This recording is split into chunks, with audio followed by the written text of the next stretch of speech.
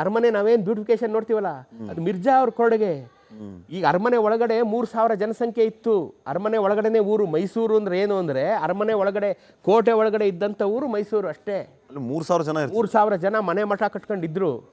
ಅದು ನಾಲ್ವಡಿ ಕೃಷ್ಣರಾಜ ಒಡೆಯರ್ ಕಾಲದಲ್ಲೂ ಇತ್ತು. ಅದು ಮೂರನೇ ಕೃಷ್ಣರಾಜ ಒಡೆಯರ್ ಕಾಲದಲ್ಲಿ 1800ರಲ್ಲಿ ಅಲ್ಲಿ 3,000 ಜನಸಂಖ್ಯೆ ಆಗಿ ಒಂದು 100 ವರ್ಷ ಇತ್ತು ಅಲ್ಲಿ. ಆಗ ಮಿರ್ಜಾ ಇಸ್ಮಾಯಿಲ್ರು ಯೋಚನೆ ಮಾಡಿದ್ರು, ದೇಶ ವಿದೇಶಗಳಿಂದ ಜನ ನೋಡಕ್ಕೆ ಬರ್ತಾರೆ ನಿಮ್ಮನ್ನ, ಇಲ್ಲಿ ಇವರು ಹಸ ಕಟ್ಕೊಂಡು ದನ ಕಟ್ಕೊಂಡು ಮೇಕೆ ಕಟ್ಕೊಂಡು ಇಲ್ಲಿ ಜನ ತಿರುಗಾಡ್ತಾ ಇದ್ರೆ ಏನು ಅನ್ಕೋತಾರೆ ನೋಡಿದವರು. ಪ್ಯಾಲೇಸ್ ಒಂದು ಚೆನ್ನಾಗಿದೆ, ಮುಂದೆ ಎಲ್ಲ ಜನ ಹಿಂಗೆ ತಿರುಗಾಡ್ತಾ ಇದ್ರೆ ಅದಕ್ಕೊಂದು ಗಾಂಭೀರ್ಯನೇ ಇಲ್ವಲ್ಲ, ಇವ್ರನ್ನೆಲ್ಲ ಈಚೆ ಕಳ್ಸೋಣ, ಹೊಸ ಏರಿಯಾಗಳನ್ನು ನಿರ್ಮಾಣ ಮಾಡೋಣ, ಮೈಸೂರನ್ನ ಡೆವಲಪ್ ಮಾಡೋಣ ಅಂತಾರೆ.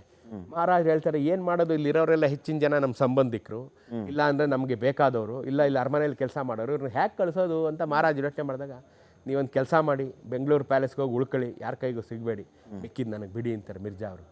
ಮಹಾರಾಜರು ಬೆಂಗಳೂರು ಪ್ಯಾಲೇಸ್ಗೆ ಬಂದು ಉಳ್ಕೋತಾರೆ. ಮಿರ್ಜಾ ಅವರು ಎಲ್ಲರನ್ನೂ ಖಾಲಿ ಮಾಡಿಸ್ತಾರೆ. ಆಗ ಲಕ್ಷ್ಮೀಪುರ,